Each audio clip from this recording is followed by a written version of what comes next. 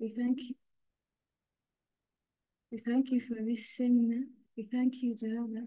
Thank you for everything. Thank you for our lives. Thank you for our parents. Thank you for the provisions. Father, we pray that you come and be with us in everything that you are going to do in what they are going to teach us, Father. We pray that you open our minds, that you sharpen us, Father, so that we can learn and get everything that we are going to be taught.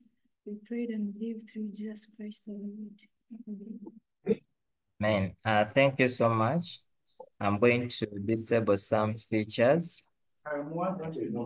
And then in case of anything, you'll ask for permission in order for you to be able to say something. We want to welcome all the schools that have joined us. So far I'm seeing 21 schools that have joined, and many others are still on the way to join. I want to welcome our facilitator, Teacher Okelo, who is already on the call. Teacher Okelo, you are most welcome, and kindly take over the session.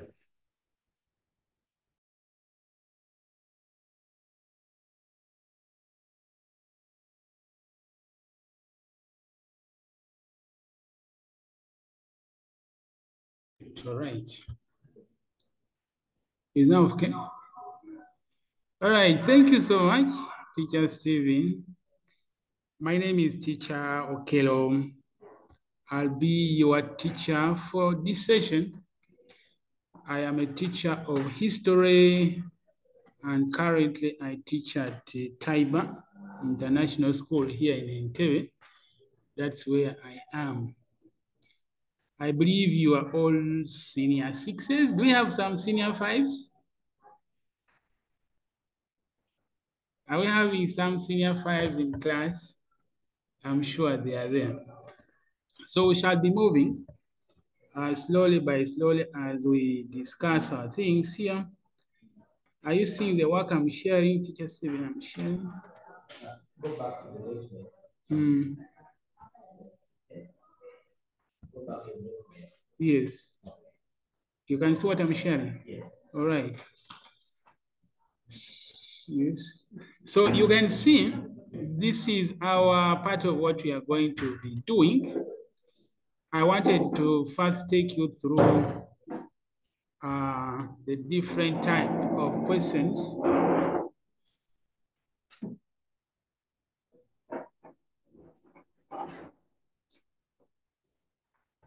Right. So how many types of questions?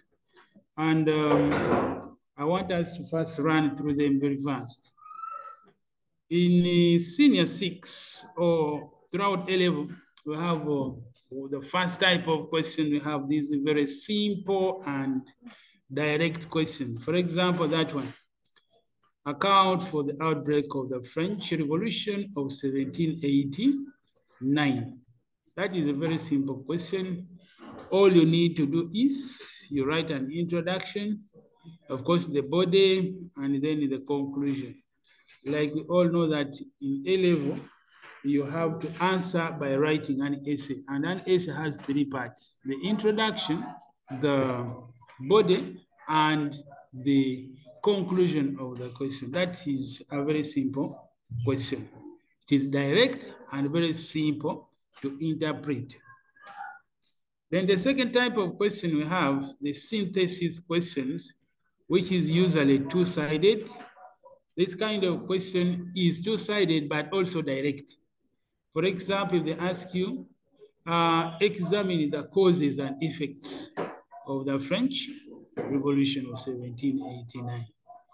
Now, this question is very direct. It doesn't require a standpoint in most cases, but if you wish, you can put. So this is another kind of question where you need to write the introduction, of course, then you're going to go to the body, and then eventually you're going to go to the conclusion. So if you look at this question, it looks like it is in 2 parts, but actually it is in 3 parts. I don't know whether you get the 3rd part. We are looking at the causes and effects of the French Revolution. Who can tell me where the third part of the question is? Who is able to see the third part of the question? Can I get some response? Yes. Can I get some response? Where is the third part of the question? Yes. So the third part of the question is, we have the causes of the French Revolution, of course. Then we have the effects of the revolution, and the effects of the revolution are both positive and negative, you see? So in other words, the third part of the question comes now if you are going to separate the negative from the positive effects of the revolution. So that's why I'm saying that the question is in 3 parts, you see? So that is the reason why I said that. So now let us go to the other type of question. The other type of question is indirect questions. Where indirect questions here mean that the question is not very easy to interpret. It is usually full of grammar and a lot of English. This kind of question is a high order question. This type of question is not easy to interpret. And this type of question is demanding in terms of time. For example, if you look at the previous question I talked about that has 3 parts, the causes and effects of the French Revolution. That question is also demanding in terms of time, but this one is more demanding. It is more demanding because it is a high order question and it requires a lot of reasoning and someone who has understood the content very well. Like in this question here, the violation of the 1814 Constitutional Charter was primarily responsible for the collapse of the restored Bourbon monarchy in France. That question is a high order question. That question is an argumentative type of question. That question requires you to have understood the content very well. That question requires a standpoint. So this is now another type of question that requires a lot of content. And then you have this other one, ambiguous questions. These are questions that should be avoided. These are questions that sometimes come from very dry content areas. For example, the restored Bourbon monarchy learned nothing and forgot nothing. Discuss. In other words, it looks easy, but when you start writing this question, it is not very easy to place your argument. So that kind of question should be avoided. Then you have this other one, the controversial questions. Now, the questions that are controversial are those ones that do not have specific answers. You can easily get the answer from this area and you can again get it from another area. For example, why did the Bolsheviks take over power in Russia in 1917? For people who have done the Russian Revolution, you notice that that question can be answered if you give the causes of the Russian Revolution. At the same time, the question can be answered if you give the reasons for the success of the Russian Revolution of 1917. At the same time, the same question can also be answered if you give both the causes of the revolution and the reasons for the success of the revolution. So the question is not very clear in many ways. And then we have the original questions. These are questions that someone sits down and then sets it, and the answers are there, and you have never seen it anywhere, whether in the question bank or in any exam that you've done. Those questions can appear. So those questions can be there. For example, I just thought of this one here. Account for the success of the French Revolution. Many times you don't teach reasons why the revolution succeeded, but you teach the effects of the revolution. So if someone asks you why the revolution succeeded and refers to the 1789 French Revolution, it can actually be an original question, which is not very easy to find the answer. Not easy to find the answer. So those are the different type of questions that are common. I know there are other types of questions that are also there, but maybe for now, we can concentrate on those ones. Then let's see what every student must know. If you're a student of history, these are issues that you must not be struggling with. For example, do you understand that answering a paper or answering a question at this level, you need to know the interpretation, you also need to know the approach, and you also need to know how to go about the question. So it's very important that we know the interpretation of the question, because that's where the marking starts. So if you don't know how to interpret, then how are you going to answer the question you can't interpret? So interpretation is key to everything you're going to be doing. Also, a student should know that an introduction should be written. Some students avoid writing the introduction, but the truth is, an essay without an introduction is like an essay without an introduction is like you go and then join somewhere and then you don't talk to people, you know? So an essay should have an introduction. But what should be in the introduction? The introduction is something so simple.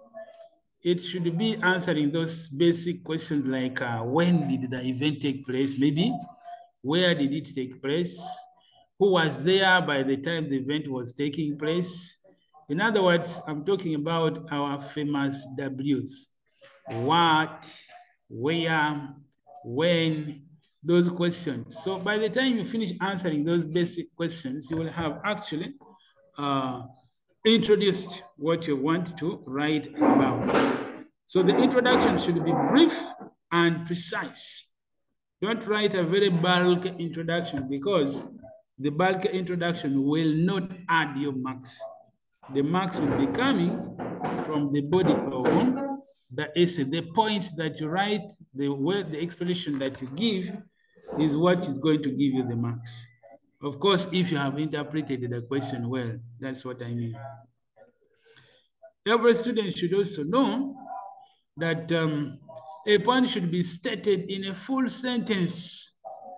A point should be stated in a full sentence, and you can state the point in many ways, but there are two popular and simple ways. You can start the point, mentioning the point and follow it with the building words, or you can start with the building words and you end with the point. For example, if you are talking about the rise of Napoleon, and luck is the factor you want to speak about, you could say, luck was one of the factors that led to the rise of Napoleon to power in France, full stop. Or you could say, one of the factors that led to the rise of Napoleon Bonaparte in France was luck. So if you end with the point luck, it means you have started with the building words. If you start with luck and then you end up with other words, those are now building words. So the sentence should be full and should make meaning historical. And by the way, write history in the past tense. So if you are stating that point about the rise of Napoleon and luck is the point, you would say one of the factors that led to the rise of Napoleon Bonaparte was luck. Or you could say luck was one of the factors that led to the rise of Napoleon. So after you have mentioned that statement or stated that point in a full sentence like that, then you have to explain. So how do you explain? You explain by answering the question, how? If you claim that Napoleon's rise was as a result of luck, so how can you explain and illustrate how luck helped Napoleon to become a leader in France? So you're going to give us different scenarios where luck was at work and it was in favor of Napoleon until when Napoleon rose to power. Right. Also, students should be aware that as you write your essay, you should be creative. You should not be and sound monotonous in your essay. You see, like some people who write one of the factors that led to the rise of Napoleon was luck. The next paragraph, one of the factors that led to the rise of Napoleon was another thing. Another point, one of the factors. So one of the factors becomes one of the factors. Can we be creative so that your essay does not look monotonous? So you need to be creative. Students also should be aware that they should not mix their point with the explanation. There are students who identify the point, but before they put a full stop, they're already explaining. In other words, put a full stop after the sentence, then you start explaining. You see?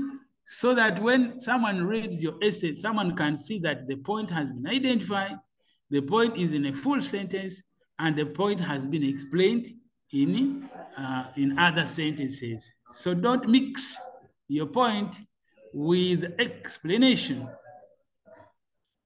Also, students should be aware that they should not write shortcuts in their essay. Shortcuts are statements and words like whereby, in that, wherein. Those are shortcuts, so we don't expect you to write them. Then you have, students must learn to relate the point to the question by using simple catchwords. Simple catchwords like hence, therefore, thus. In other words, those are statements you write at the end of your explanation. Maybe you're talking about how luck led to the rise of Napoleon. So at the end of it, you're going to say, hence, the rise of Napoleon. Therefore, the rise of Napoleon. Those things. Don't write abbreviations in your examinations. You also should know how to state your standpoint. I hope we know how to state the standpoint. It should be in measurable terms. You say, to a greater extent, a smaller extent, a bigger extent, and we should know where to place the standing point. Students should also know that you should not mix issues of the different papers. Some of us do paper 1 and paper 3. Don't bring in your paper 1 in paper 3.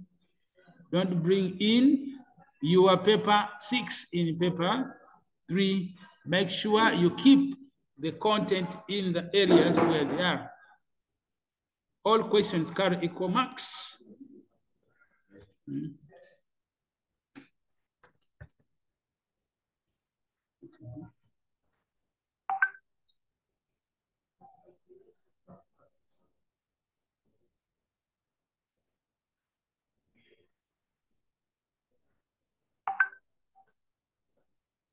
So all questions carry equal marks, people. Make sure that you make the right choice. What are you doing?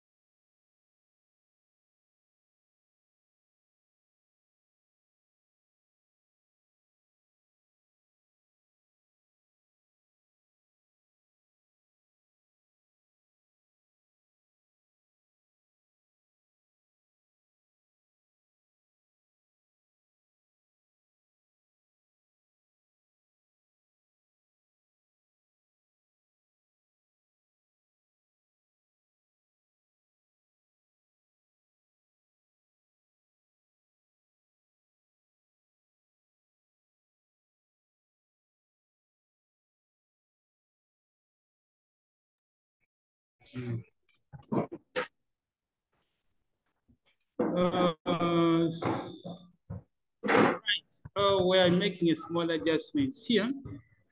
So I'm saying all questions carry equal marks, and students should know that you should start with the easiest question for yourself.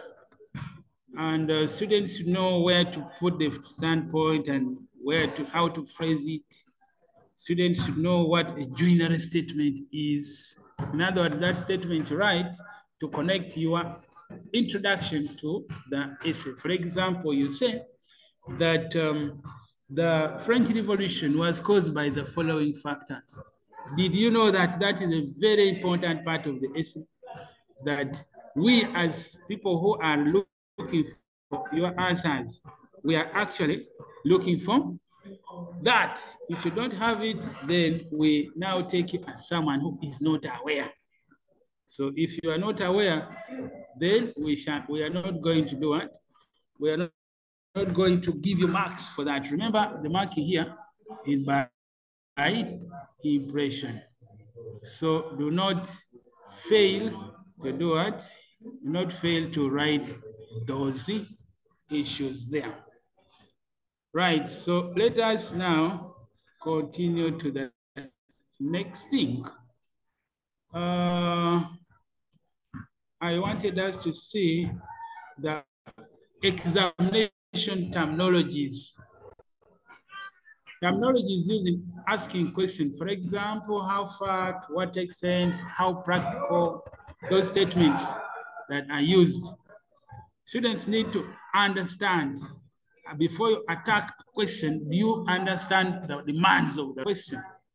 Students need to understand the common mistakes that we make as we write our exams.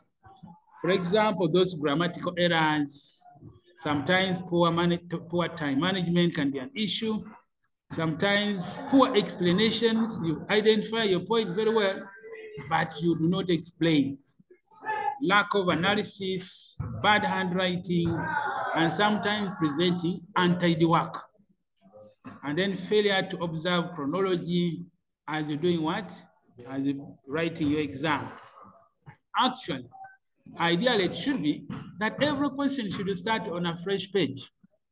Yes, start every question on a fresh page so that you minimize the confusion as someone is looking through your work. Also, students need to understand that there are many types of questions. I have already explained the different types of questions. But as you go through your question, be reminded that the areas that the person marking is looking out for.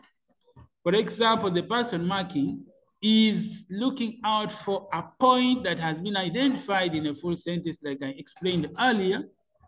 The explanation should be very clear. Examples should be very clear. And let us separate facts from opinions.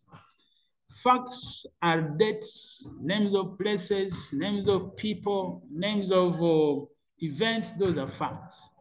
And then opinions these are the issues that we write. So let us not isolate or ignore the facts and then we concentrate on opinions. Remember that this paper is marked by impression, and the impression gets better if you know the facts.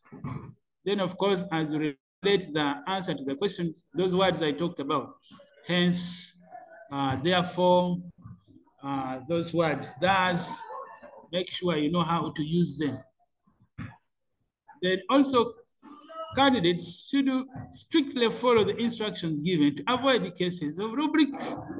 Rubric here means that you answer either extra or few questions depending on the demands of the question. So answer strictly what the question paper says. So those are the things I felt I should share with you before we dive into these questions. So the first question is there. Account for the European hostility against France in the period 1790 to 1814.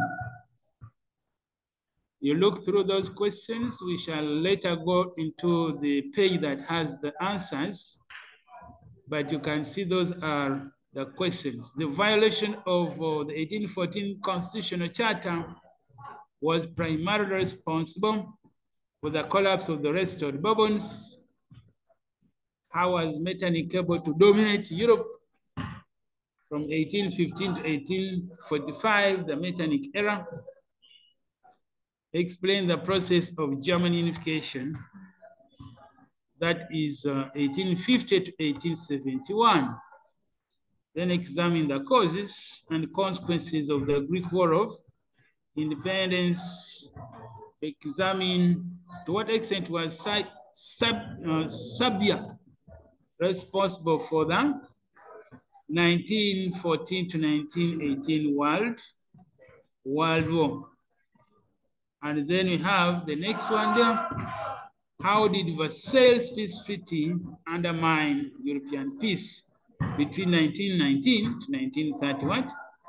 39. Then account for the survival of fascism in Italy from 1922 to 1944. And then we have assessed the role of Adolf Hitler in the outbreak of World War II. And lastly, how successful was the United Nations up to 1970? So those are the questions we are going to be looking at today. That is like a full paper. And if time allows, we shall be sharing other things also. So the answers to number one, they are there. What you're expected to do. The candidates are expected to identify and explain the causes. You see?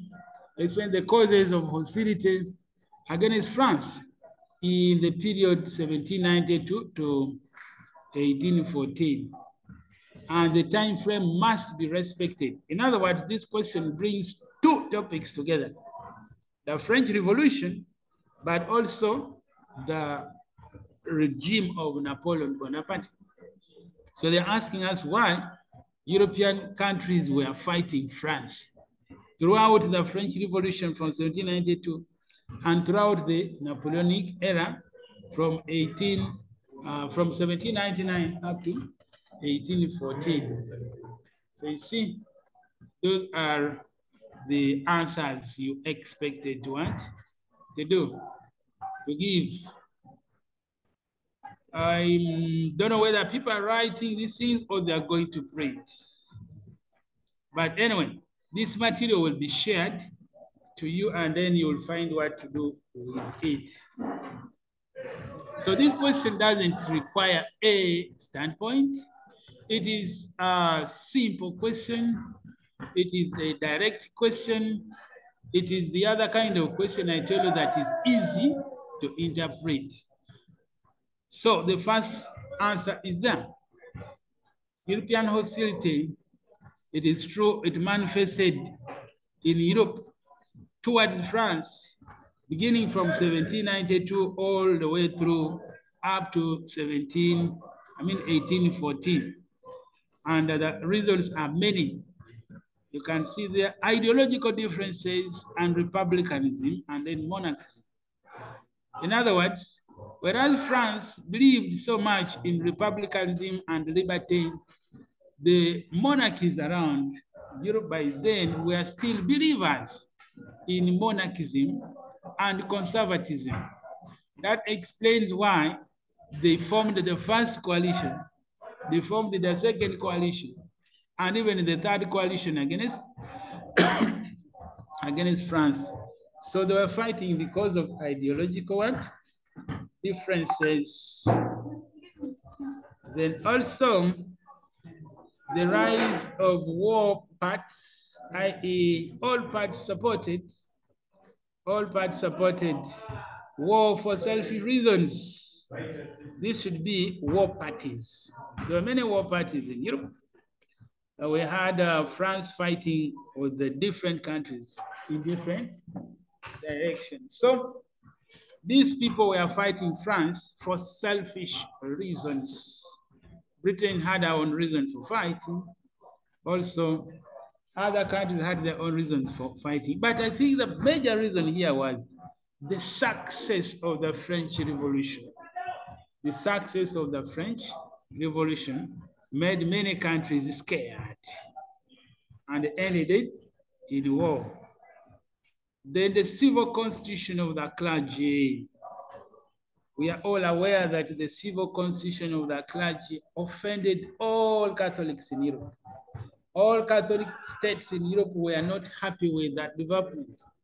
And therefore that explains why, for example, Austria joined the war against France.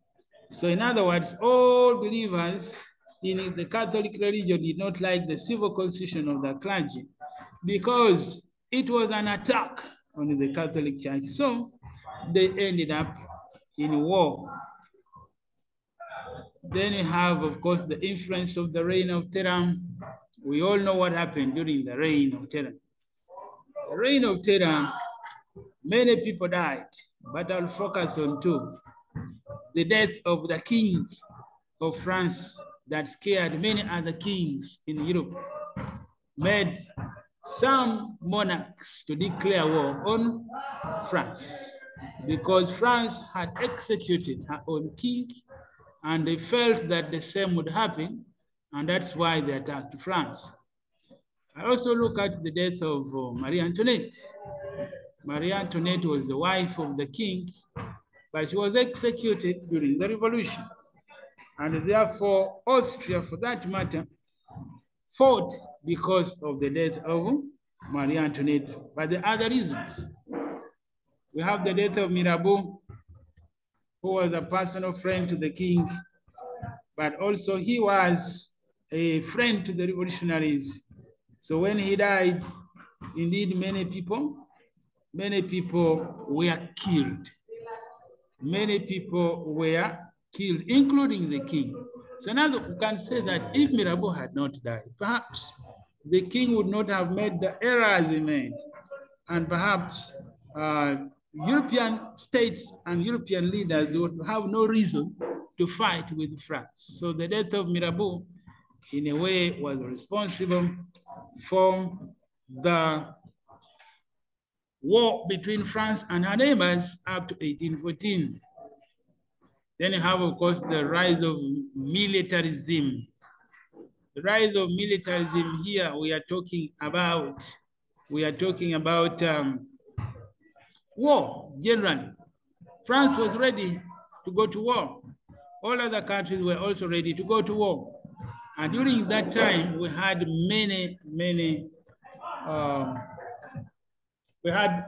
reasons why France went to war. For example, we had when Napoleon went for the Egyptian campaign, it was because of militarism, the French militarism. When we also had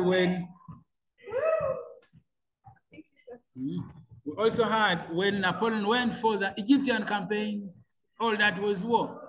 So if you look at the Italian campaign, that was war between France and Austria.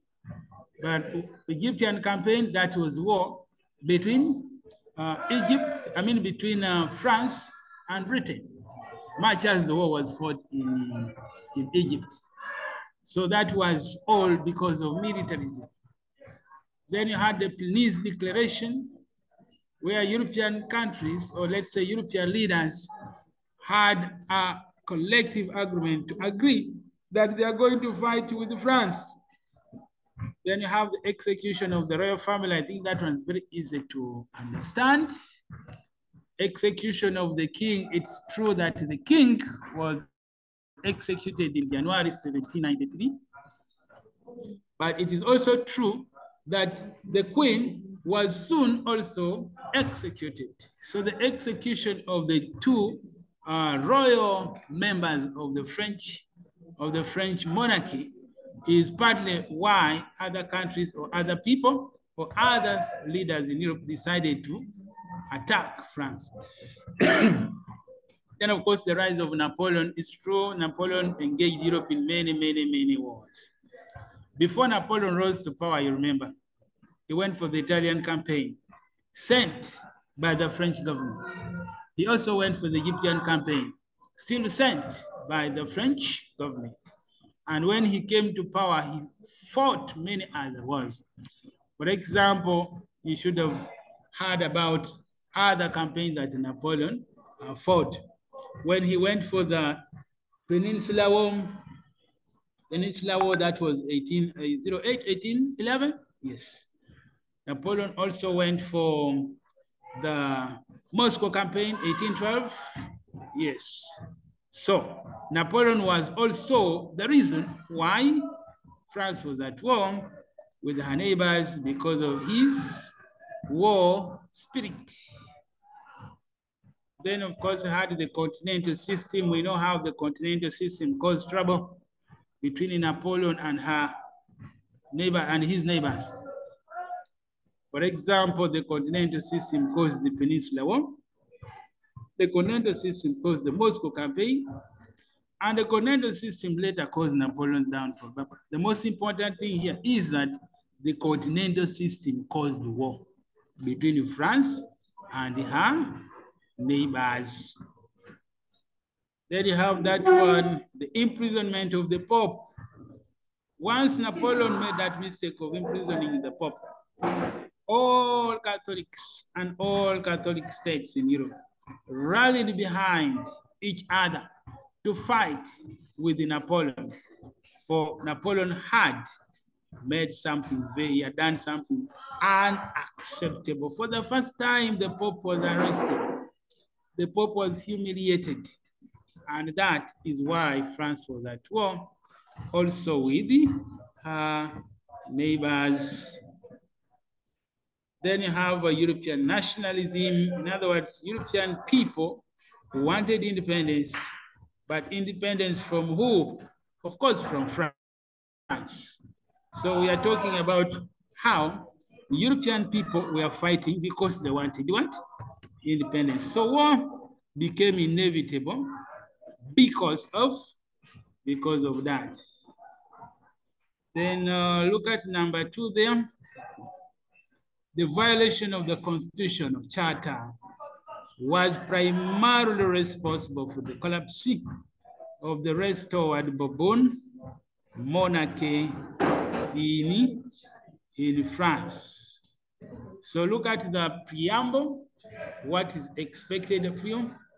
You're expected to analyze the degree to which the violation of the charter led to the collapse of the restored Bourbons. But also, you're expected to bring in other reasons that also led to the collapse of the restored Bourbons. So the standpoint is a must. You must write a standpoint there. So where do we start? When did the restored Bourbons come to power? Can I get some response? When did the restored Bourbons? When was the restored Bourbons? When did it start? Yes?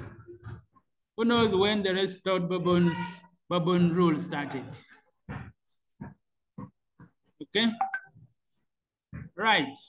The restored Bourbon monarchy was started in 18. I'm not seeing the hands. Yes? Okay.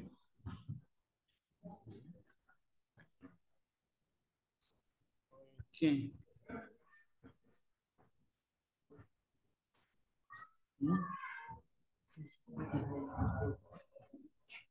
Right, just something very small here. When did the restored Bourbon start? I can see a hand in Gayaza Adventists. You want to say something about the restored Bourbons?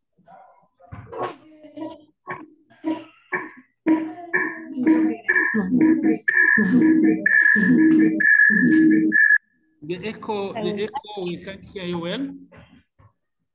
Master, I was asking. That would, do you mind repeating for us the introduction for the for number one that you've been discussing. Question again. Can you repeat for me the question? There's a lot of echo where you are. Like we are requesting for the introduction of the number that you've discussed. Number one. Yeah. Okay. Let's go back and we see the introduction for number one is here. The introduction for number one is there. So we are saying, read this paragraph under points to consider.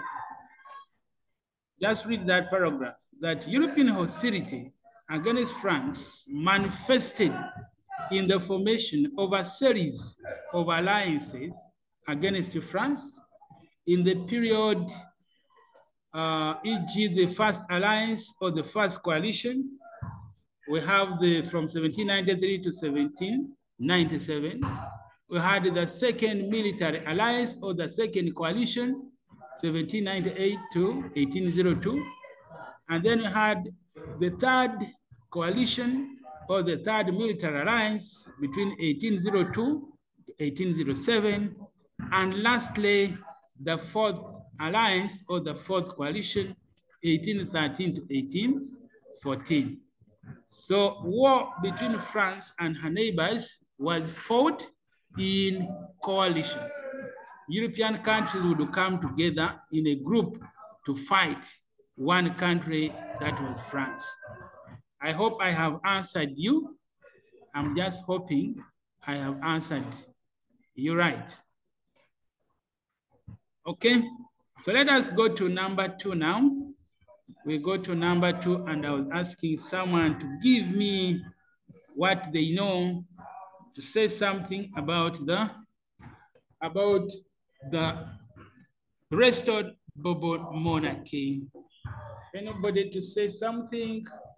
What do you know about the restored Bourbon monarchy?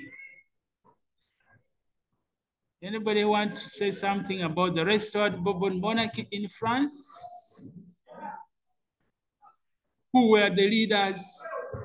When did the restored Bourbon monarchy start their rule in France? And when did they stop ruling France? Yes, I can see a hand here. This is from, right, Gayaz again. Please go ahead. King Louis the 18th and King Charles the 10th were the leader of the restored monarchy.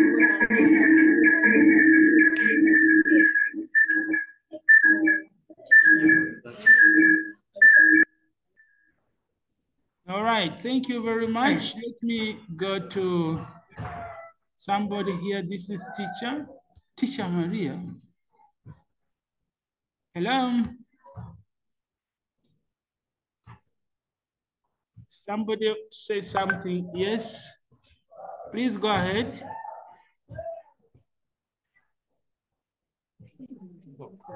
Teacher Maria, please go ahead.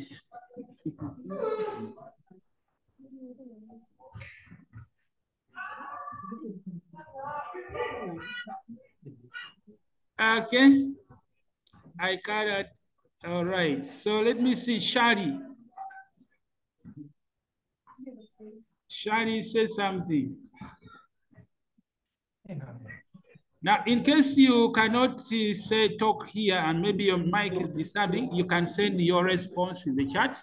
I'll find the response there. So let us continue.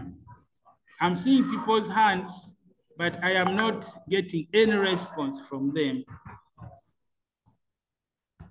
Right, so let's see number two. We go to number two. The violation of the constitutional charter was responsible for the collapse of the restored bubbles. And here we are talking about the rulers who came to power in France after the downfall of Napoleon. These people came to power in 1815. And in France, one of the restored legitimate rulers was Louis XVIII. I hope we all remember that Louis XVIII was the elder brother of Louis XVI. So in France, Louis XVIII was restored and he was given a constitutional charter. The constitutional charter was now the constitutional charter was the constitution that was given to Louis XVIII to help him rule with ease. I have seen someone is asking someone is asking me here to again give them the introduction. Let me just copy this very fast and I paste it there because it seems people are writing and they are not getting it. So can we see that now? People are asking for the introduction in number 1. It's there. In case you are copying it direct, you can have it there. But the same document has been shared in chats. So you can access it there still. So let's go to number 2. So I said Louis XVIII was restored in France. Louis XVIII was given a constitution that was called the Constitutional Charter.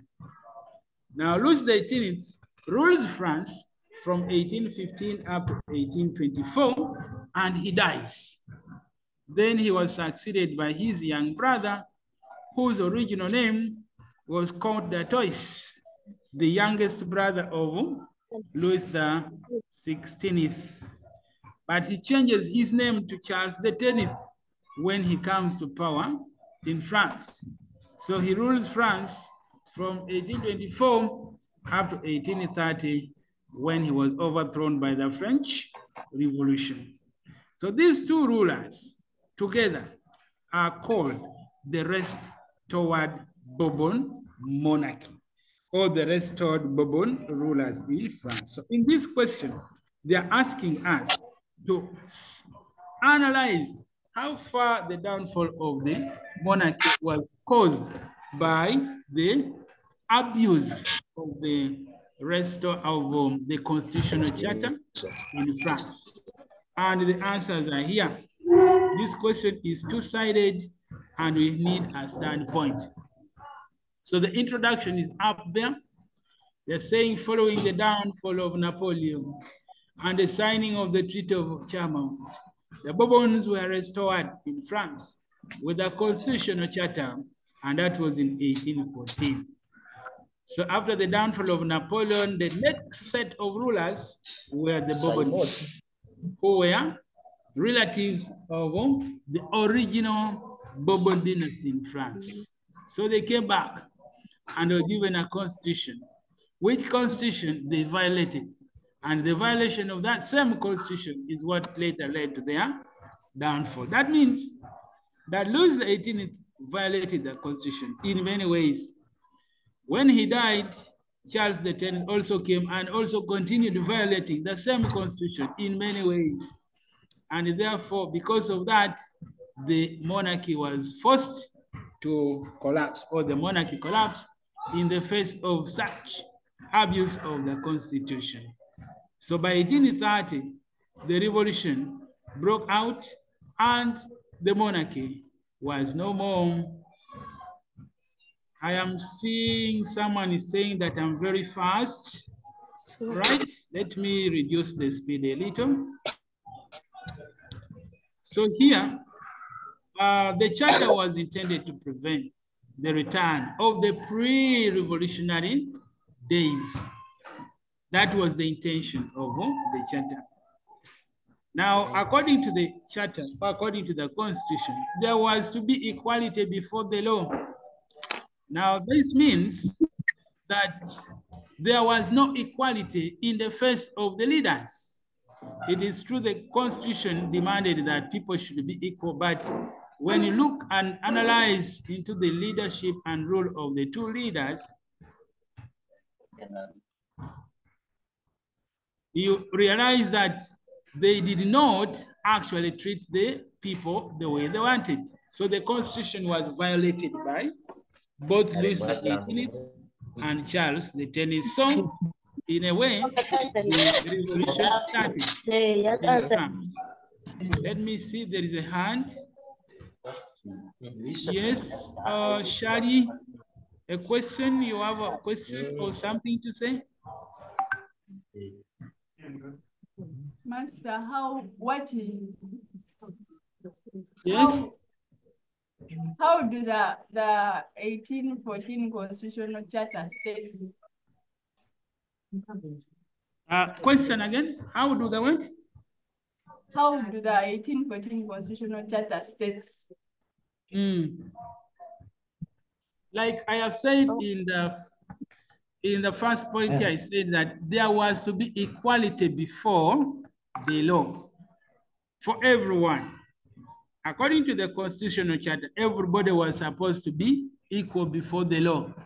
Now the question should be, so who was treated in a different way? When Louis XVIII came to power, when Charles X also came to power, they restored the privileges of the clergy and the nobility.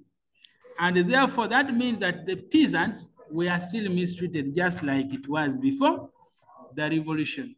So that is now no equality before the law. And that is abuse of the Constitution.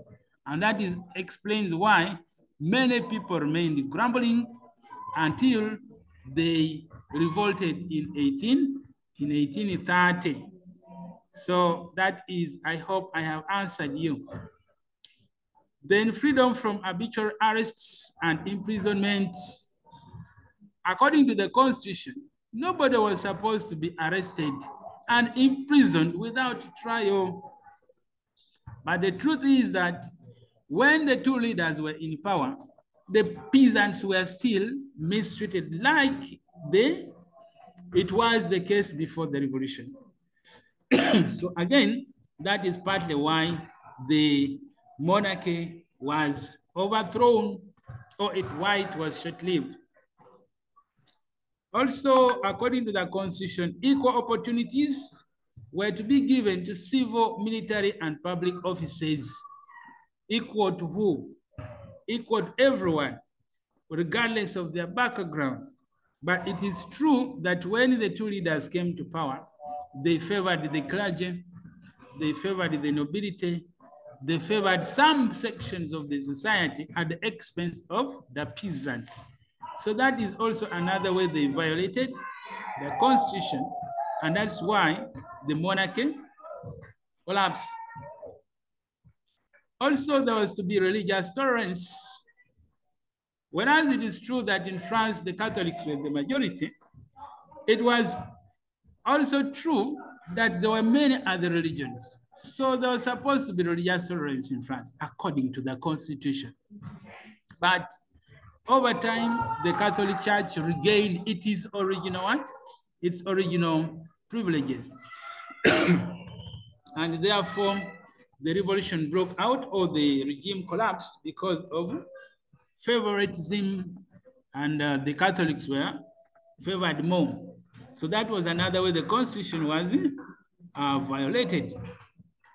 Then you had freedom of press, freedom of speech, freedom of association. So the Constitution also laid that out very well. But when the two leaders came to power, they forgot about the people's freedoms. And therefore, they started again denying them the same freedoms. So the revolution broke out. The two leaders were overthrown.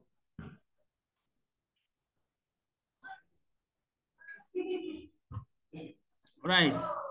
Someone is asking me from Uringi.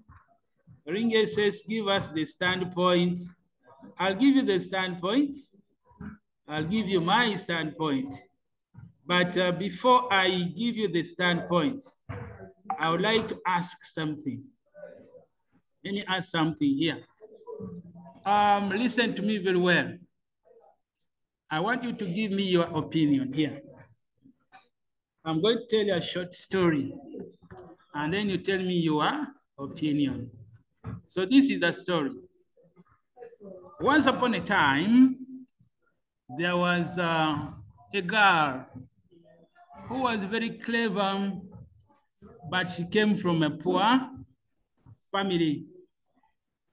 So this girl went to school, and when she reached senior 3, she ran out of fees. There was no money to continue. And then this girl stayed home for some time, and a good Samaritan came and started paying for her school fees.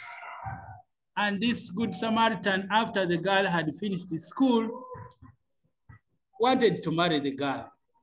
And the girl also had no problem. Marrying someone who has paid your school fees, that's not a bad idea. So, on the day of graduation, the man who paid the school fees, of course, was invited. And then the parents were, of course, also there. And the girl was supposed to give a speech. And the question is now here. Who should the girl thank more? The person who paid her school fees or her parents? What do you think? Who deserves to be given more thanks? Before I give you my standpoint. Yes, can I have people give me their view? Yes. Let me see. What do you think?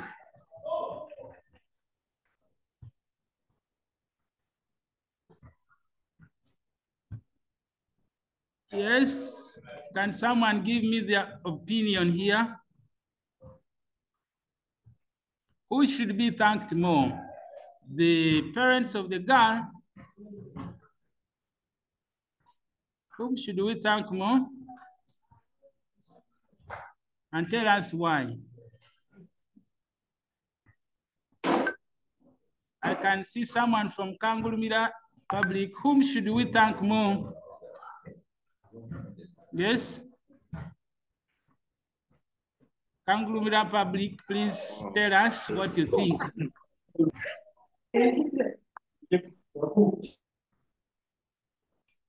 Yes? Who are we supposed to thank more? Okay, I see Gayaza.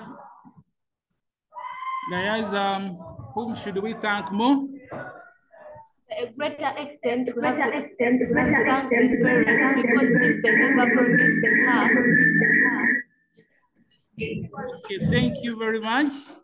Let me get someone from Kangulumra also to tell us who should be thanked more. Thank you very much.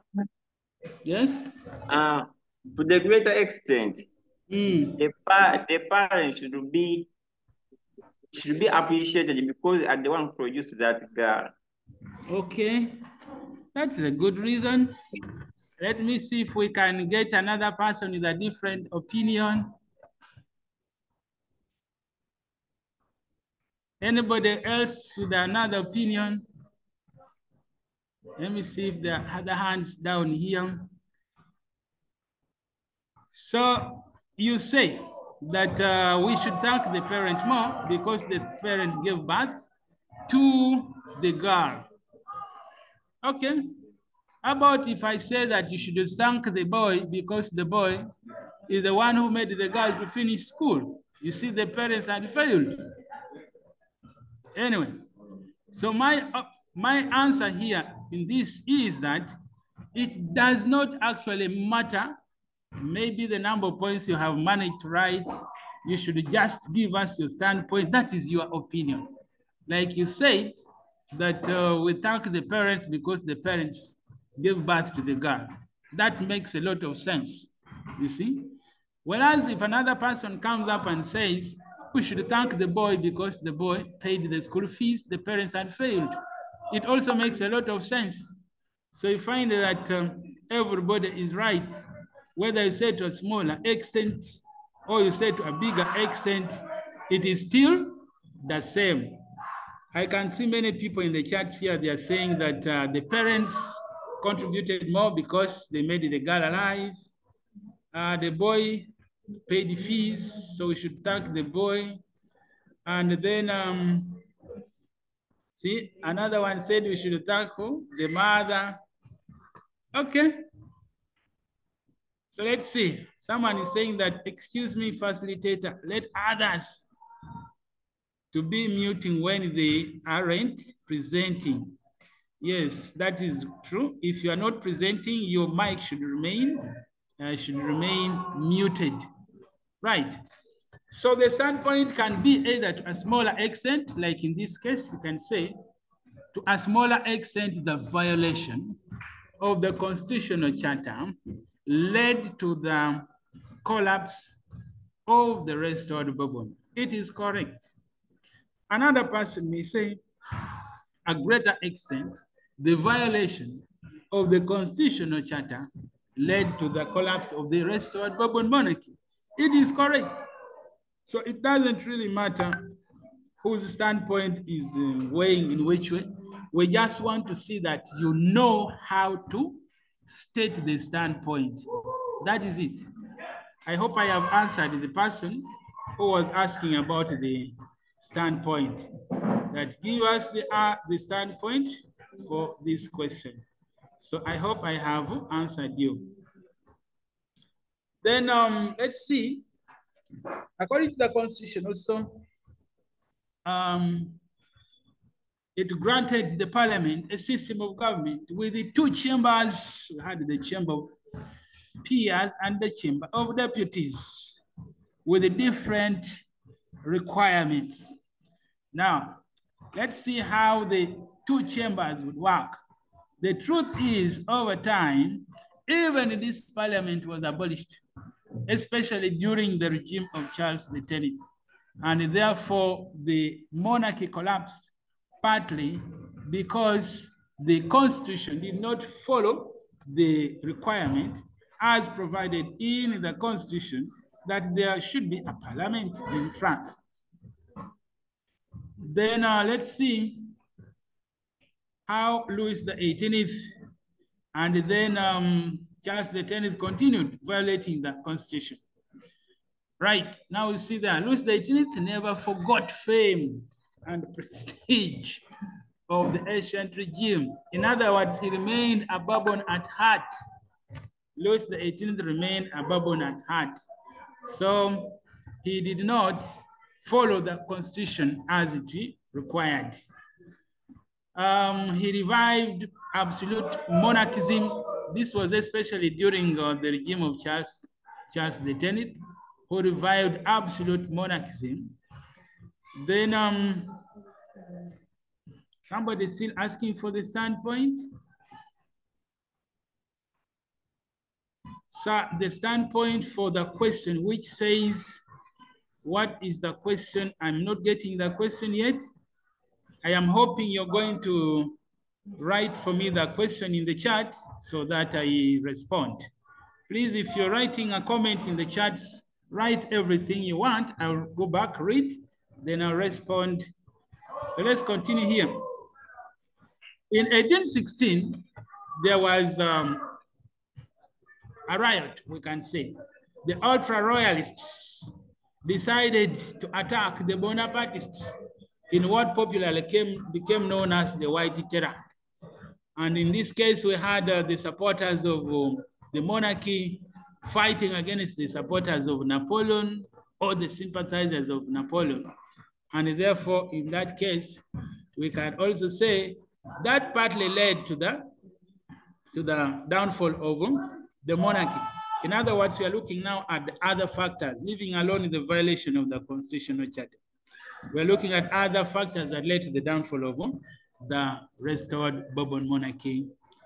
Then we had the revival of nobility and the clergy. This was by Charles X in 1825. He revived the nobility and the clergy with all their privileges. And that is partly why the monarchy faced a lot of resistance, and eventually it did what? it collapsed. By 1830, the revolution broke out partly because of such issues. I hope you still remember the tricolor flag. The tricolor flag that was introduced by the Frenchmen themselves. And I hope people are following events. Please follow events. Yesterday was Bastille Day. I hope people remember what happened on Bastille Day in France. Anyway, so the revolutionary tricolor flag was abolished. Do we still remember the three colors that made the revolutionary colors? Or let us say the tricolor flag was made up of which colors?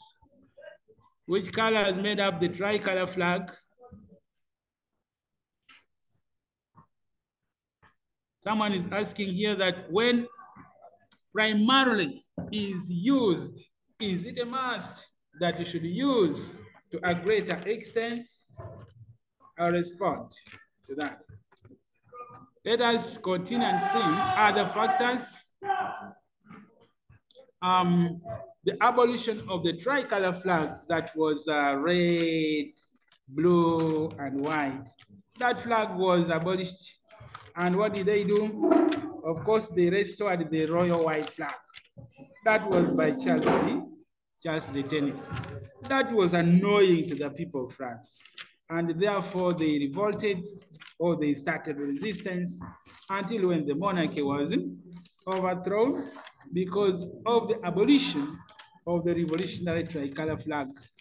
But I hope you still remember that the same flag that the French adopted during the revolution is the same flag or the same colors that have maintained up to today. Then you had, of course, the appointment of Polignac, who was totally opposed to the white flag. And they censored the press. What does censorship of the press here mean? Do we still have cases of censorship of press here in Uganda today? Is the press censored? In Uganda, is our press censored or ours is free? Who wants to respond to that? Is our press censored or it is not? Yes, I'm seeing a hand, but I'm not seeing the person. Let me look for the person. Our press is censored. It is censored and highly censored, meaning that you don't just wake up and say anything. Otherwise, you're going to be caught up in the run because there will be no freedom after your speech. So even here, press is censored, but here that means the regulation of what people share. Even here in Uganda, you must be very careful about what you share. So censorship in France was heavy. That's why people revolted. That's why the monarchy was overthrown. Then we had, of course, a narrow franchise, meaning that few people were able to vote because voting was based on ability to pay tax. People were unable to pay tax, were unable to vote. And therefore, because of that, people were not happy because of the condition of voting. So eventually, the monarchy collapsed. Then there were many restrictions on political liberties and freedoms of the people. It was not easy to belong to a political party, or it was not easy to carry out any political activity in France. During the regime of the restored Bourbons, many people were not happy with the lack of liberty, the lack of freedom in France, and that's partly why they revolted in 1830 and overthrew Charles X, and that marked the end of the restored Bourbon rule in France. Then there was the violation of the principle of equality. of opportunity, meaning that the nobility and the clergy were given higher opportunities, or let us say they were given better opportunities when it comes to appointments. And that's why the people of France were not happy. And that's why they decided to revolt. That's why the 1830 revolution broke out, and that is how they ended up overthrowing the restored Bourbon monarchy. Then had attempted confiscation of the peasants' lands. You remember when Charles X came to power in France, and then he set up a compensation scheme where he would compensate the nobility and the clergy who had been in exile for some time, and then he would give them free money. That was not acceptable, or let us say that was not necessary. So the king decided to do that against the will of the people of France, and that explains why the monarchy was easily overthrown again also. Then let's see the next page. What does it say? So let me first go to the charts and I see what people are asking. When the question is primarily, is it a must that you should stick to the larger extent? All right. Now, there are many ways of writing a standpoint. And a standpoint is your own opinion, like we said earlier. It is your own judgment that you give based on the weight of your argument according to what you feel is heavy according to you. Now, there are conventional ways of writing a standpoint. In other words, the common ways of writing a standpoint. For example, you say the greater extent, a bigger extent, a larger extent. But where do you place the standpoint? You can place the standpoint in the introduction. You can also place the standpoint at the point when you're writing your transition statement. In other words, when you start writing, however, there are other factors, you can again re-emphasize your standpoint. And again, you can write your standpoint at the point when you're concluding your essay. Conclusion, again, you can write your standpoint. And then you have unconventional ways of writing the standpoint. For example, when you say entirely, you can, for example, say that the violation of the constitutional charter by the restored Bourbon monarchy entirely led to the collapse of the monarchy. It also means the same, like if you could say maybe to a greater extent. Or you can say mainly, or you can say primarily, etc. Now, don't base your standpoint on the number of points, but the weight of the argument. So the question is here, when the question is primarily, is it a must that you must say to a larger extent? When the statement primarily appears in the question, according to the opinion of the person who set the question, he has taken his point. He's saying that it primarily, for example, if I say that the French Revolution primarily led to the rise of Napoleon Bonaparte. Discuss. The French Revolution primarily led to the rise of Napoleon Bonaparte.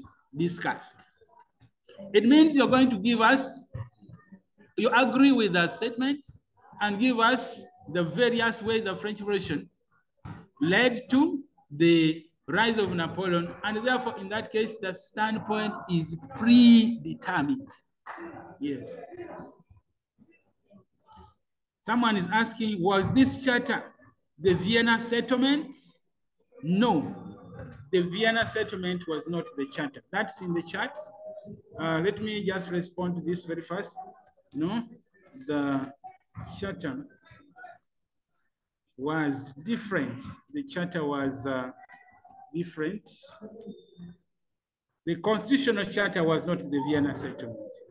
The constitutional charter was given to Louis the 18th, and it was not the settlement. People? What do you mean by predetermined? It means that you are going to answer the question the way it appears. In other words, accept that it was primarily responsible and continue. Right, so let me go to the next question. The next one.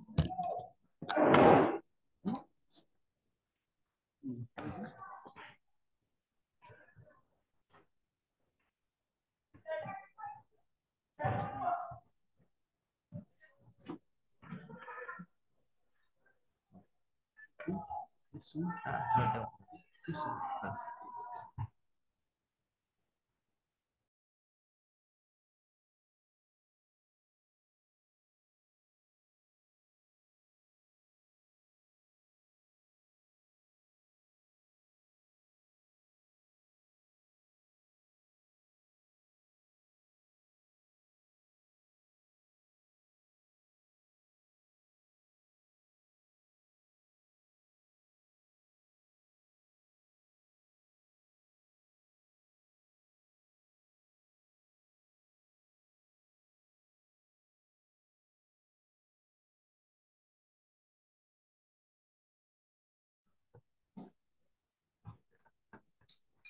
All right, let's continue. How was Prince Metternich able to dominate Europe from 1815 to 1848? I think the key word here is dominate. We all know that 1815 to 1848 is popularly known as the Metternich era, and Metternich was the chief, or let us say the major personality during that time. Okay, let me see, is there any other response down here? So what was all about this charter? Someone is still asking what was in the constitutional charter. The constitutional charter was a constitution that was drawn by the peacemakers, of course, during the Vienna settlement, as a guiding document that was given to Louis the 18th to help him rule France. So that was mainly the constitutional charter. It was a document drafted by the peacemakers in Vienna and given to Louis the 18th to use it as a document that would help him to rule in a fair way. That was the constitutional charter. So let's see how was Metternich able to dominate the whole of Europe.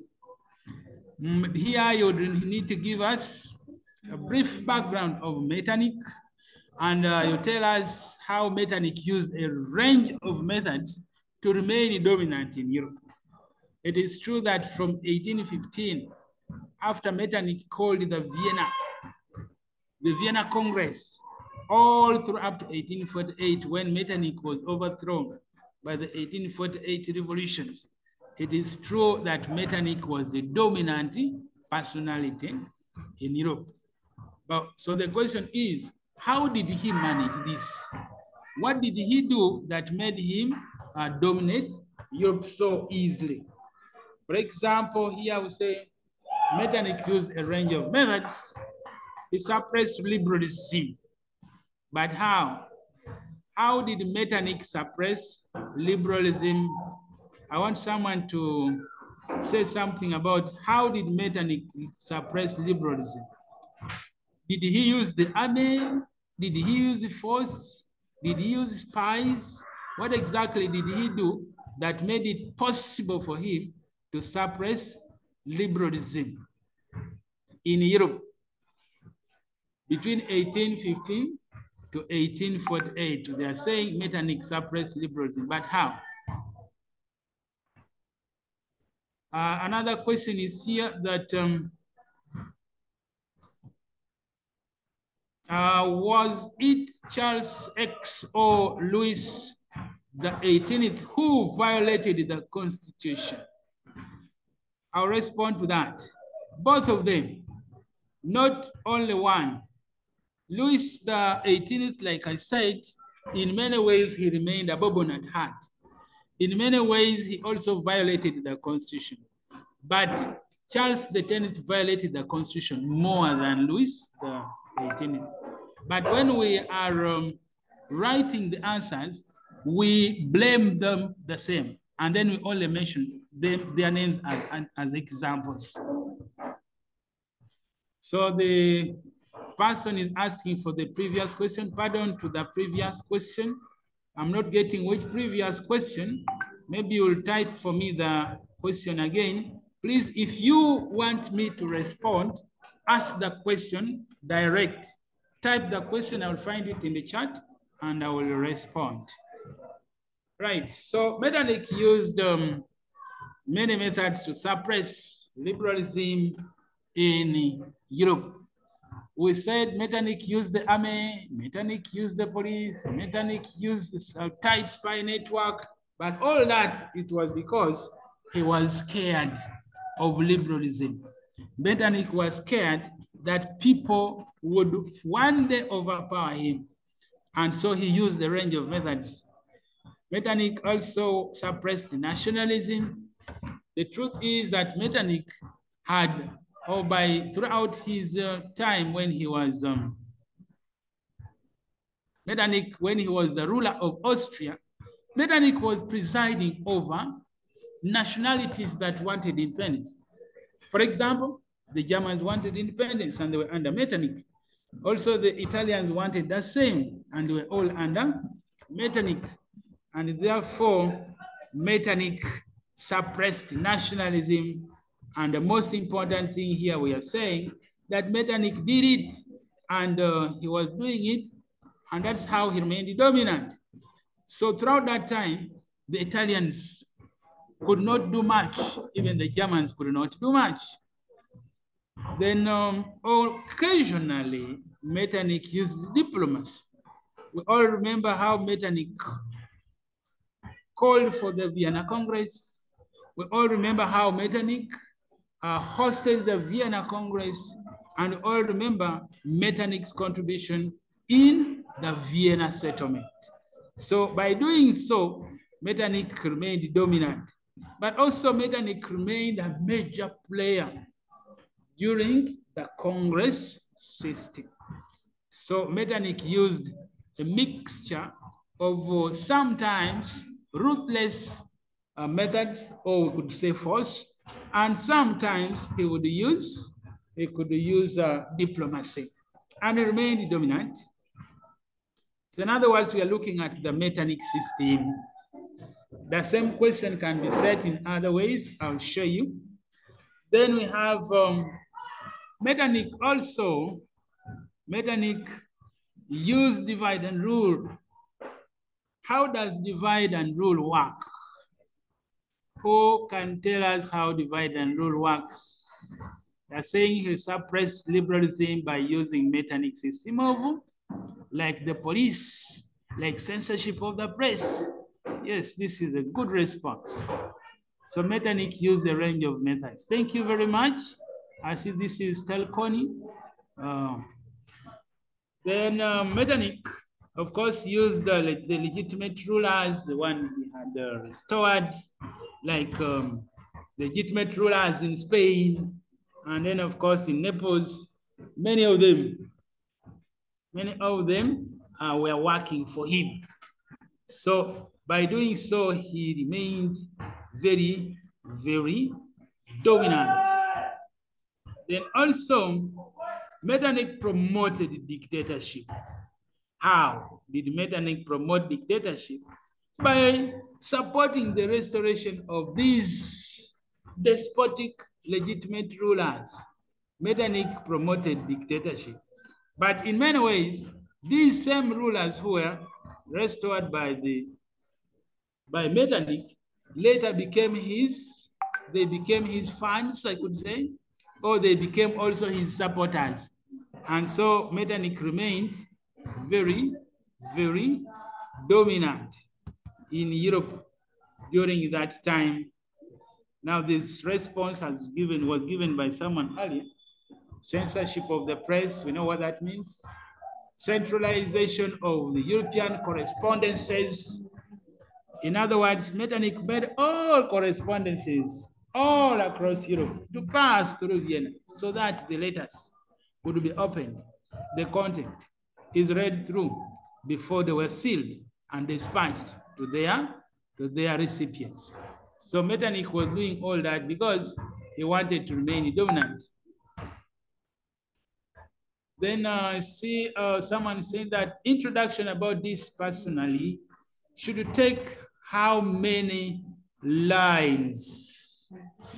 In other words, how long should the introduction be?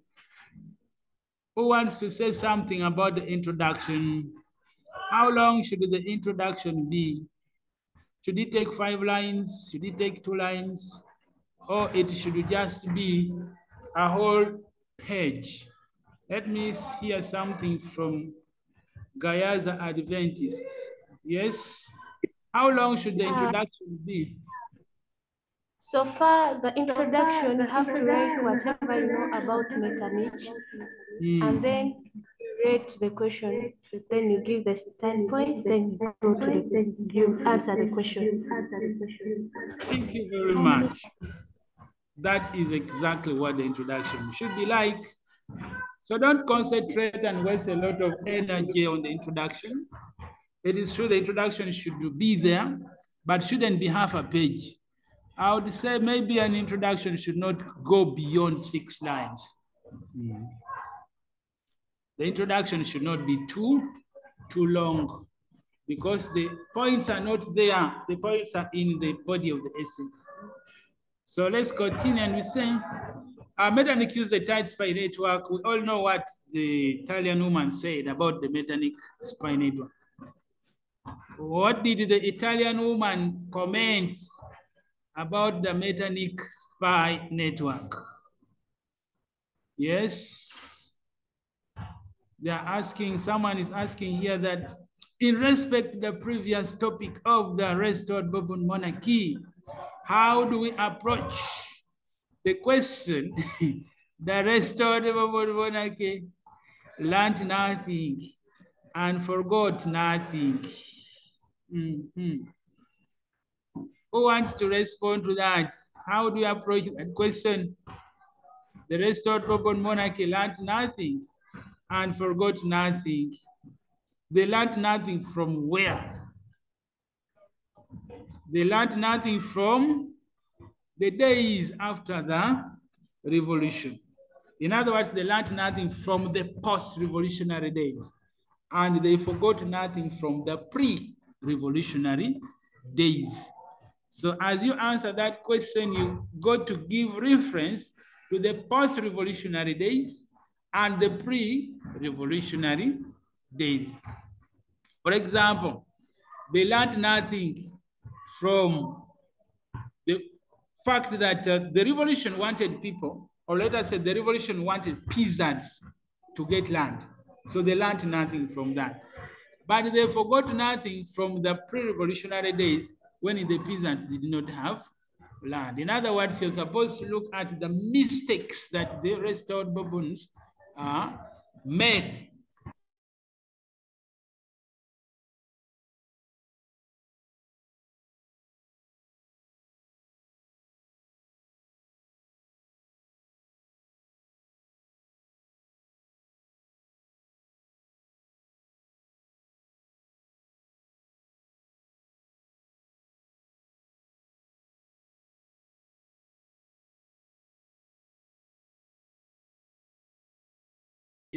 Metternich had a reliable army that was very strong.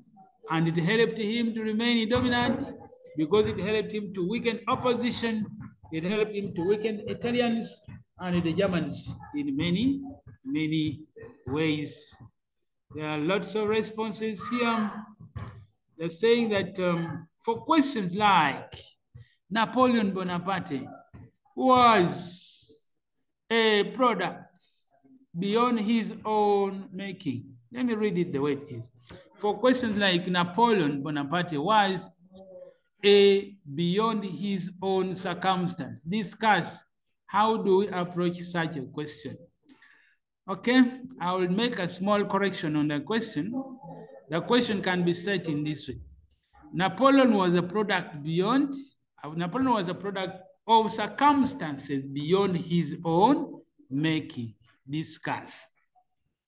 We all know that Napoleon was a product of many circumstances. Some of them were because of his own making, and of course some were because of other circumstances beyond his own making. Let me just give an example. Now you're going to write all the factors that led to the rise of Napoleon. Let us start from there. Then tick off the ones that you think Napoleon did not have anything to do with. Because you're now trying to separate circumstances beyond his own making and then circumstances that was because of his own making. For example, now you realize that luck, Napoleon was born lucky. So that if you look at it in that direction, it means Napoleon was a product beyond his own making because he was just born lucky. If you say Napoleon was ambitious, in other words, Napoleon was born ambitious. You don't make yourself ambitious. So if you look at ambition as one of the factors that led to his rise, again, that means Napoleon was a product beyond his own making. Let me give the last point on this area. Then we have Napoleon was supported by his friends and relatives. For example, his brother Lucien Bonaparte helped him greatly. Also, Napoleon was, he came to power because of his connections to other important people like Josephine Johannians. So even when you look at it in that direction, again, Napoleon is a product beyond his own making. So, in other words, that question rotates around the factors that led to the rise of Napoleon, but let us know that some of the factors, in fact, most of the factors, were because of circumstances beyond Napoleon's own what? Own making. Yes, someone has given me now here what the Italian woman said, that my daughter cannot even sneeze, but Metternich could, no. That is what the Italian woman said. But I think that emphasizes the tight spy network that Metternich had. But that spy network made him very, very dominant, not only in Austria, all across Europe. Then you had the Congress system helped Metternich because Metternich was the brain behind the Congress system. Also, people should not forget that. Then you have the use of the quadruple and the quintuple alliances. I hope we remember the members of these two alliances. Of course, we had the quadruple alliance made up of Britain, Austria, Russia, and Prussia. And when France was added, the quadruple alliance now became the quintuple alliance. So someone is asking here, the Vienna Congress of 1815 was an unfair settlement. Discuss. Yes, that is a good question. Are you asking for the approach? I'm not very sure what you want, but if you're asking for the approach, maybe, all right, the question is two-sided. So you're going to give us the introduction of the Vienna Congress. In other words, tell us when the Vienna Congress was called, where was it held, who were the different countries and states of people who represented the different states. And then you start by writing the factors, or let us say, writing the issues that show that the Vienna settlement was unfair. But the question is, unfair on who? You should have that at your fingertips. I hope you still remember that the Vienna settlement, the target country was France. But also know that during the Vienna Congress, the small states were disappointed. And therefore, you should have such examples at your fingertips that you are going to show how France was not happy in many ways, and also show how the small states were not happy in many ways before you bring in the achievements of the same, or achievements of the Vienna settlement, or the Vienna Congress for that matter. And I hope people know the difference between the two, the Vienna Congress and the Vienna settlement. There's a very big difference between the two. Whereas the Congress means the physical meeting that happened for close to a year. The settlement, on the other hand, means the outcome of the meeting. So we should know the difference between the two. I can see someone's hand is here from Saint what? Please go ahead and ask your question. You can ask, there is a question, there's a hand. Meanwhile, let me first see what people are saying in the chats. They're saying the achievements of the directorate government. Achievements of the directorate government. Then they say, what is the difference between the Vienna Congress and the Vienna settlement? I think I've answered that. I've already answered that. So let me first give a chance to this person. Okay. As we continue, someone was asking the difference. I have given the difference between the two. So let us continue, and we'll go to other questions. Yes.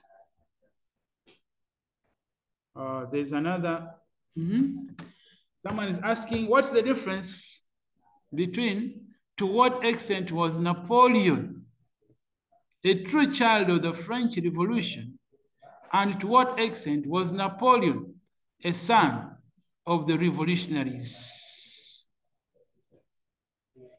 To what extent was Napoleon a true child of the French Revolution, and to what extent was Napoleon a son of the revolutionaries? It is not easy to separate the revolutionaries from the French Revolution. And therefore, to me, the two questions have the same demands. Yes? Then another question, assess the achievements of the National Assembly in France by 1792. Now, there are two documents I'm going to share with you that is going to answer many of these questions you're asking. I'm going to share with you a summary of most of the common questions and their answers, or at least the approaches. Then I will also share with you what I've shared with my students here, what I call the executive summary that has also very many questions in a more simplified way. I am going to share with people that. Let me see if I can share here. Maybe people should get this right away. Where is my executive summary? Okay, so people are going to get this. So, all right, you can get that.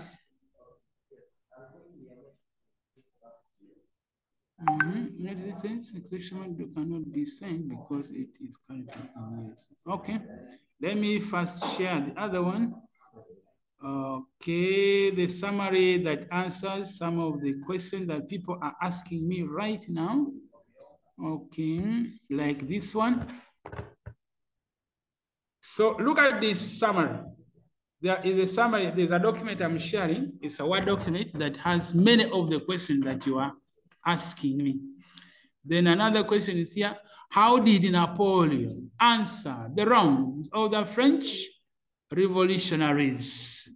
You are going to get the answers to those questions in that summary, that document I have just posted. And there's another one I'm going to post. It failed to load because I'm using it, but at the end of the session, I will share it with you. At the end, I'm going to share it with everybody. Then, where are we? We are here.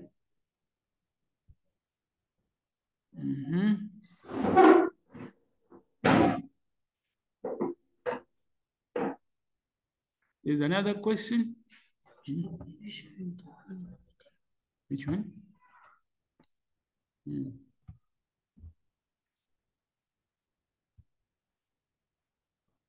Make that. Okay, listen.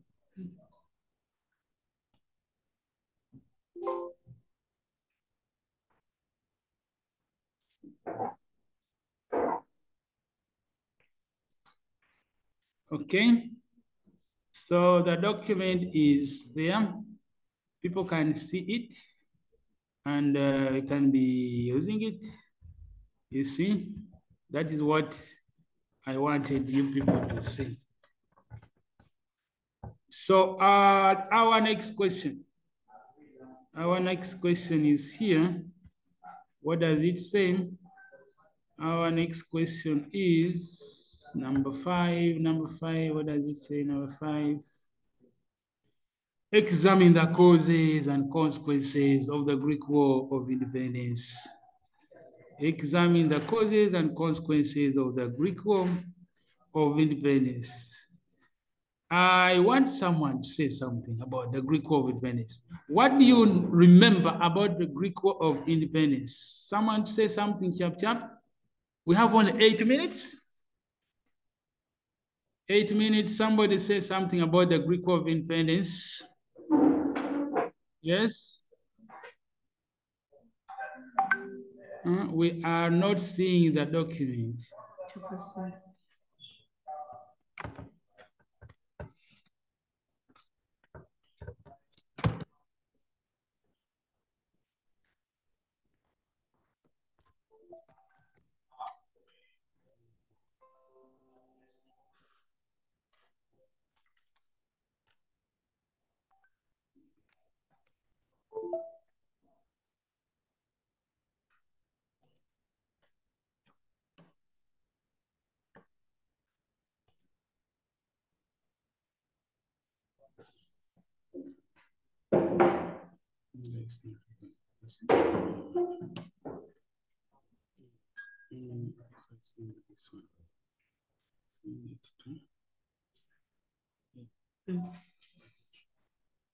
I believe and this one as well. This one I'm still in use. Good for him, so it can't go.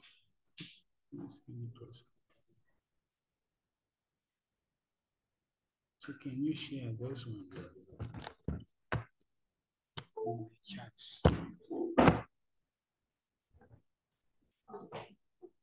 Okay, then let me see, there's a question here. The standpoint to that question, how do you state it? Which one is that question? Let me just see the question you're asking. I think I should now focus on the questions people are asking now. Okay, the king's flight to Venice sowed the seeds for his death. Discuss. I think this is about the death of the king. In other words, the death of the king was largely caused by the king's own attempted escape to Venice. So you show that various ways the king caused his own death by trying to escape, and then you bring in other factors that led to his death. Then again here they're saying that how successful was Bismarck in isolating France between 1871 up to 1890? The question is two-sided. They want you to show the various ways Bismarck was successful and the various ways he was also not successful. And of course, it requires a standpoint. Then again, how did the information of the Triple Alliance influence the history of Europe? How did the formation of the Triple Alliance influence the history of Europe up to 1914? We all know that one of the causes of the First World War was the alliance system. In other words, they're asking us, how did the formation of the various alliances, but in particular here, the Triple Alliance, how did it affect Europe? I think the major effect here is felt when the First World War broke out. But there are other things that happened before the First World War broke out. Then someone saying, we are not seeing the documents. Features of the economic depression. You're going to find this in the documents that are going to be shared shortly. Then how did the formation of the Triple Alliance influence the history of Europe? That one I've responded. How did the external factors contribute to the success of the Greek revolt? You'll also find that in the document that will be shared shortly. I think the two documents have been shared already, you can see. We have the revision, and then you have the executive summary. Please download those documents. In fact, I suggest you print those documents. It will help you to do your revision much faster. Someone is asking, to what extent did the United Nations succeed in solving international conflict? You're going to find this in the executive summary. The answers are there. How were the European powers able to recover from the Great Economic Depression? You're going to find it in the executive summary. So most of the questions people are asking here, the answers are in the two summaries I have shared. Someone is asking, how do you state a standpoint to a kind of a question which requires causes and effects? Like which question? It's easier for me when you have written the question, or if you have the question with you. Otherwise, for now, I'm just imagining the kind of question you want from me. So people, it's almost time. We have only 2 minutes. This session has been recorded for people who have not been able to attend. You'll find it in the recording. And for the documents, people who may want me to share the 2 documents in case you have failed to download, let me give you my numbers. My number is 0772199377. And also you can get me on 0704141763. In case you want any help, or in case you want that document in your WhatsApp, you can get it. That document is available. You can still have it in case you want it. It has been, the numbers, please write 0772199377. That is one number. Another number, 0704141763. Please, in case you need any help, you can come to my inbox on my WhatsApp and I will give you the necessary support. Yes. Have a good day. Stay blessed.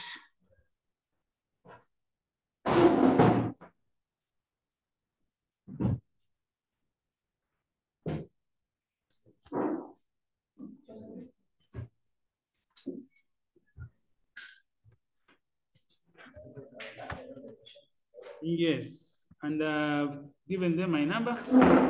I have also, I think Diana has shared the 2 documents.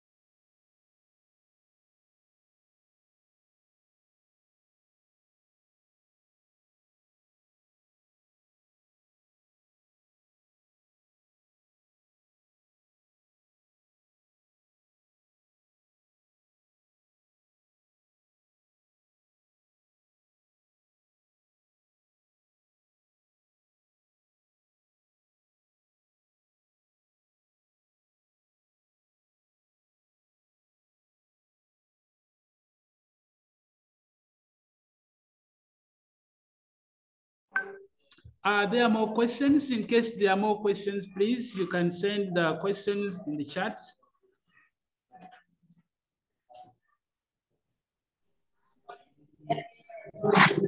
Yes, sir. Good evening.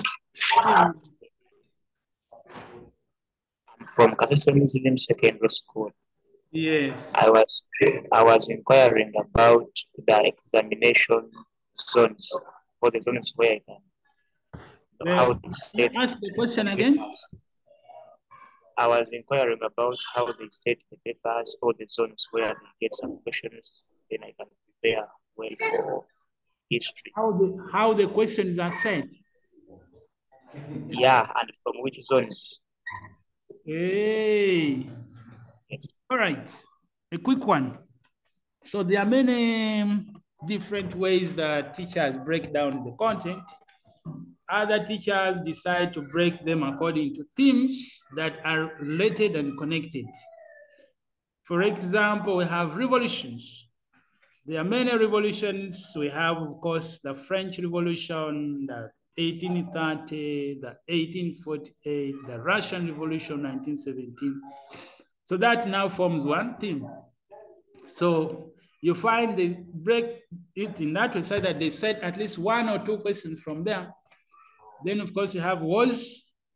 Any war, whether World War II, World War I, Franco-Prussian War, Greek War of Independence. So there will always be a question about a war. Then we've got personalities. Those ones are very many. Personalities like Napoleon, Metternich, Louis Philippe, all those personalities. That is also yet another theme. Then, of course, we have the 2 dictators. We have Mussolini and Mussolini and Adolf Hitler. Those ones are also another way, the 2 topics, any of them can be said. Then, of course, we have settlements and peace bodies. That is the Vienna Settlement, Versailles, League of Nations, Congress system, and the UN. Also, a question must come from there. And then, of course, we have the standalone topics. Standalone topics, I'm talking about topics that are not in any way connected with each other. For example, we have the Weimar Republic, and then we have the Weimar Republic, the economic repression. So any of those can also be set. So maybe to make it easier for you, like I shared my number, you can come to my inbox. I think that breakdown, I have it. I can also share it with you in your inbox and you share with your friends. Use my number. Any other question? In case there is no other question, I think let us stop here. I know we shall meet another time. you come to my inbox and we can talk more. Have a good evening.